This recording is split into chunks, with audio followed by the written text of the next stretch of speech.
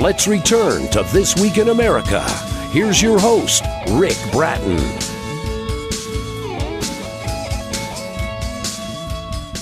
Welcome back, everybody, coast to coast, This Week in America. Thank you for sharing some time with us today.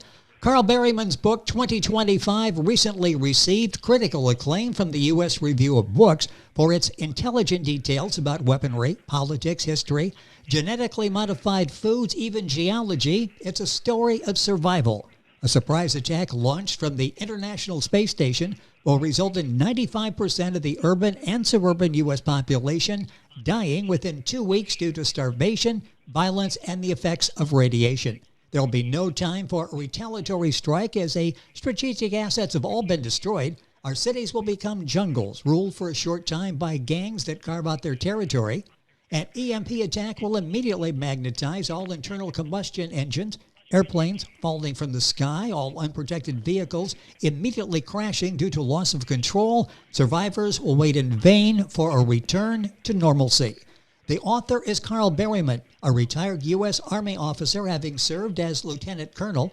He served 13 tours in over 22 years, including a short stint during the Vietnam War, where prior to joining the Army, he practiced veterinary medicine in Montana. After his military career, he took a master's degree in public health from the University of Minnesota, a former diplomat at the American College of Veterinary Preventive Medicine, where he was responsible for the Nuclear, Biological, and Chemical Weapons Unit in Korea. Staff officer at Medical Research and Development Command at Fort Detrick in Maryland, Carl Berryman, the author of 2025, is our guest on This Week in America. Carl, welcome to the program. Thank you for joining us. My pleasure. Thank you. This is a fascinating book. So many aspects we'll be talking about during the course of the program. The first question is, why did you write this book? What was it that interested you in this topic that caused you to write this book, 2025? I like to look to the future, 5, 10, 20 years down the road to see what the possibilities are, and they scare me a bit. Yeah, it sounds like it in the book because what you're painting is sort of a bleak picture. Talk about that, because I know you've said that you believe that World War III is inevitable. Talk about why you feel that way. Well, there are a number of factors that come into that. One, I think our economy is going to tank sooner or later because of the massive debt. I see a resurgence in both Russian and Chinese military, where they are at least our peers, if not our superiors, and I think that is a trend that will probably continue. We spend our money on social welfare programs instead of defending the country. With us on the program is Carl Berryman. His book is 2025. You'll find it, of course, at Amazon, the usual places. If you go to our website, thisweekinamerica.us, you can link on directly to Carl's book. Talk about that. You described it as sort of a three-ring circus now between the U.S., Russia, and China. Talk about these three nations and how you see possibly these three, or at least several of them, aligning. I kind of missed that, dear. Yeah, the alignment of... Go ahead. Yeah, Barbara's wife is with him on the phone, and what I was asking about was the alignment of these three countries, the U.S., Russia, and China. How do you see that playing out? Well, I see that they both have engaged us in a strategic race for superiority. I think China's... Yes, dear? I think China's economy is trying to catch up with us. They're the second largest economy in the world, and I think they will soon pass us. Now, it's interesting. We've got these two totalitarian regimes against the capitalistic, relatively free society of the U.S. It's an interesting world that you paint in 2025. Why the title 2025? What does that year represent? It sounds so far away, yet you think of the calendar. It's not really that far away. How did you choose 2025? I actually wrote this book 5 years ago. I try to look down the road, as I said earlier, 5, 10, 20 years. And hold on, my wife is... Get your hand away from the phone. Oh, okay. Sorry about that. Oh, no problem. I see continued deterioration of our military. President Trump has not been able, in my opinion, to turn the military around when we suffered tremendous, how should I say, a tremendous loss or cutbacks under the Obama administration. And you talk about, all that's going on, all the different wars, and it's interesting. You talk about tariff wars, trade wars, and shooting wars, and you really see sort of an escalation among those. They seem to tend to follow each other historically. We are currently in a trade war right now, and trade wars do tend, when the situation gets severe enough, to become shooting wars. Carl Berryman is our guest on This Week in America. We're talking about his book, critically acclaimed, 2025. On top of that, we've got this high-tech environment out there, probably more advanced than when you wrote the book 5 years ago. Talk about that and the dangers of the high-tech that we've got out there that could lead to an actual shooting war of some kind. Yes, technology is advancing very, very rapidly. You are probably aware that there's even a news release this week that Russia has just launched a new supersonic missile that can reach the United States in 30 minutes or less. Now, previously, if we had war with, I'm sorry, I said Russia, and I should have said China, Russia could shoot over the North Pole, and the missile launched from any place in Russia would reach the United States in about 34 minutes. China, on the other hand, being smaller down on the scale, would have to have a missile shooting. Thank you, dear. Would have to have a missile coming for a longer distance, and they apparently have just achieved that, or at least that's what they have claimed. Just adding more to suspense and trepidation to what lies ahead here between the three world superpowers, Russia, China, and the U.S. This story unfolds in Carl's book, 2025. Books available at Amazon, the usual places where books are sold. I mentioned in the beginning the EMPs, the electromagnetic pulse.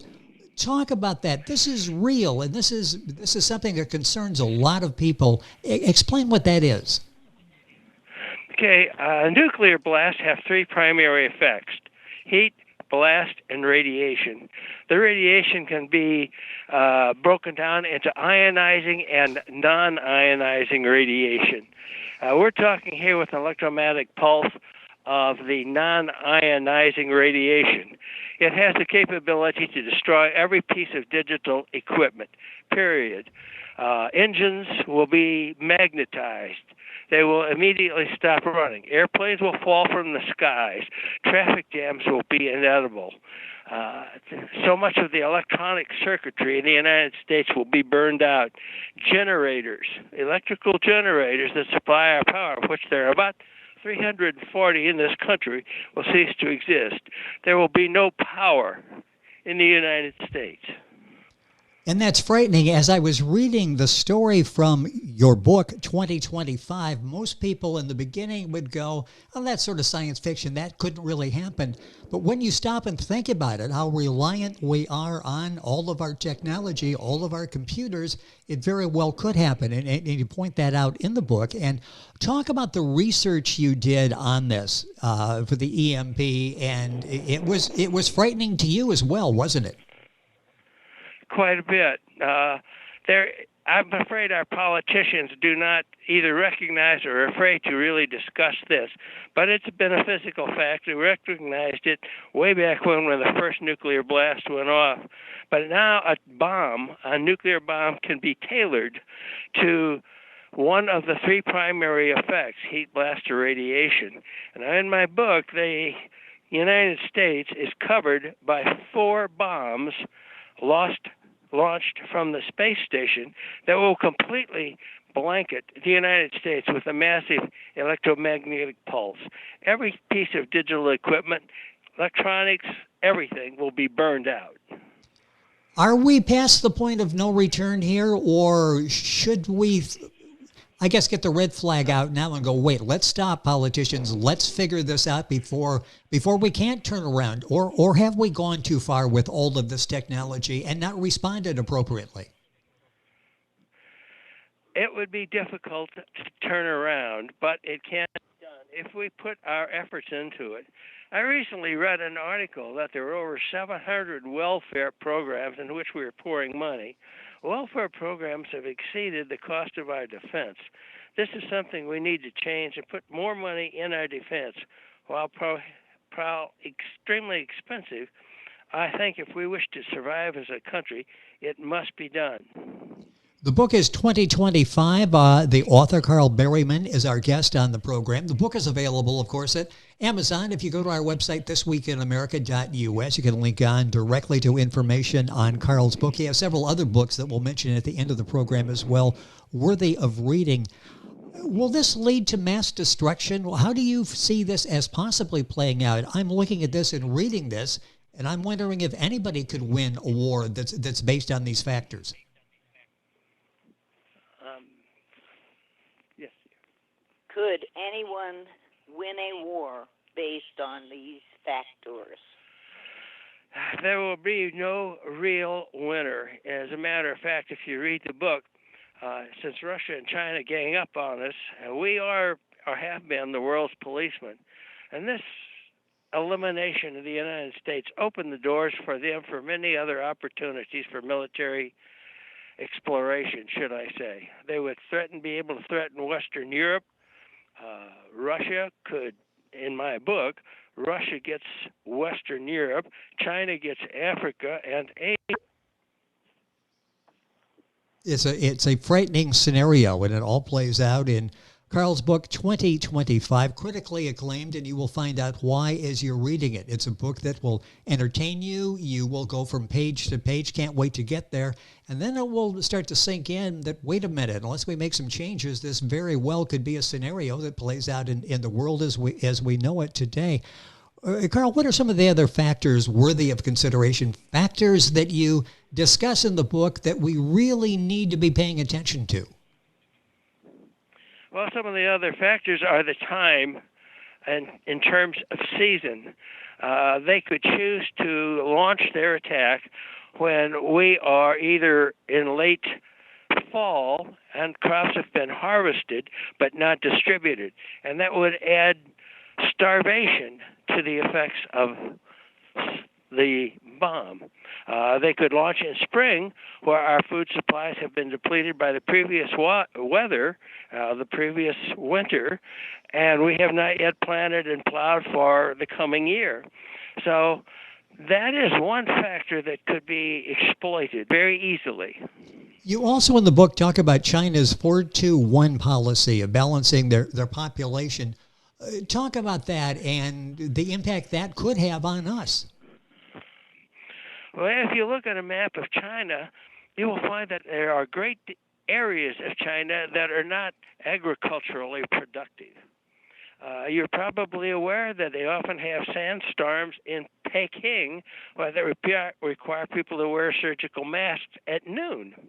So another factor is I don't believe China's official figures on population. I believe they are much larger. Instead of the 1.3 or 1.4 billion, I believe they're probably closer to 1.7 or 1.8 billion.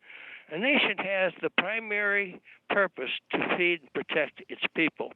So China will need agricultural land to feed this population in order to prevent their own riots. Nothing scares the communists more than an overthrow of their power. And let's talk about China today. We tend to think of China as maybe lagging behind us, but the more I read, the more I find out that they've been actually taking intellectual property knowledge gained by the U.S. and using it. They're a viable world power and one we should be concerned about, aren't they? Yes, China has a tremendous program to steal our intellectual property at every opportunity. They are looking at economic and military and political opportunity. They have massive cadres of computer experts looking at every possible contingency where they can steal everything that might be useful to them. Carl Berryman with us on the program talking about 2025. This is a novel of World War III as it pertains to the U.S. today and in the near future. As I'm looking at this, I'm wondering about the U.S. mentality, and you've touched on that a little bit during the course of the program. A couple of minutes left in the interview. Talk about our mindset as a nation today. We don't have a draft, the universal draft. We don't have anymore. We have wars going on that we have U.S. servicemen fighting around the world that sort of becomes back page news after a while because it's not having an economic impact on us. Do we have the right mindset to get back into this warrior mentality that you've talked about? We would be hard-pressed. The next war, in my opinion, will not be so much fought by the rifleman or the infantryman in a ditch, but it will be an electronic war. A war of drones, a war of missiles. We need to have a larger impact in terms of education for engineers. I just recently read some of the college studies or major in gender studies. My God, why not? Yes, dear. What are we doing with that? Or underwater basket weaving. We need engineers, scientists, and physicists, people in mathematics. I don't see us doing that. I think Russia and China both have surpassed us in the education process for this. The economic power that such education produces leads us to a much better position in the world. The electronic world, the world of nuclear power, I recently read they're down to where they can now control on a microchip one electron, which is amazing. Yes. And China is educating their people far, in my opinion, far ahead of us. We need to get our act together. The book is 2025. Been a fascinating conversation with the author Carl Berryman. His other book still available, World War III and Divided We Fall. You'll find all of the books available at Amazon, all the usual places where books are sold, and you can link on directly by going to our website, thisweekinamerica.us. A book, as I mentioned, that's it's a thriller. It's a story that you'll go through, and it will capture your attention. You won't want to put it down. I guarantee you at night you will not stop reading the book. You'll try to get through another chapter before you have to sign off for the night. But at the same time, you'll be thinking about, is this possible? And we'll find, as you found in the interview today, a lot of this is certainly possible, feasible, and happening now. So it's just an excellent read. Carl, are you working on anything else now, another book? Yes, I have just started. I have about 20 pages written of a sequel. The situation is situated here in Wyoming, where it is the survival of the primary characters in 2025 and what it will be like in a post-apocalyptic world. Well, I am looking forward to that. You will enjoy reading 2025. It's a chilling story that will capture your attention. The follow-up that Carl is working on, we will stay in touch and have Carl back on the program to talk about that. 2025, a book of survival of a military family located in Wyoming, the surprise attack that will leave little or no time for preparation. Book available wherever books are sold. Carl, it's been a pleasure. Thank you so much for joining us on the program. Look forward to having you back on the program to talk about the sequel. It's been my pleasure. Thank you. You're welcome. Our guest, Carl Berryman. The book is 2025, available at Amazon. Check it out on our website, thisweekinamerica.us. Direct link to Carl's Amazon site to get information on the book. This is This Week in America, and we're back on today's program after these messages. This Week in America is online. You can visit our website, thisweekinamerica.us. Scott Pinkerton, Associate Producer of This Week in America. Jay Anderson, Segment Producer. Ben Watson, Webmaster. Otto Bechet, Director of Engineering and TV Production. This Week in America produced and is a trademark of Blue Funk Broadcasting, LLC. For information on all of our guests and to listen to this week's show, our website again at thisweekinamerica.us. And I'm Sean Bratton, executive producer of This Week in America.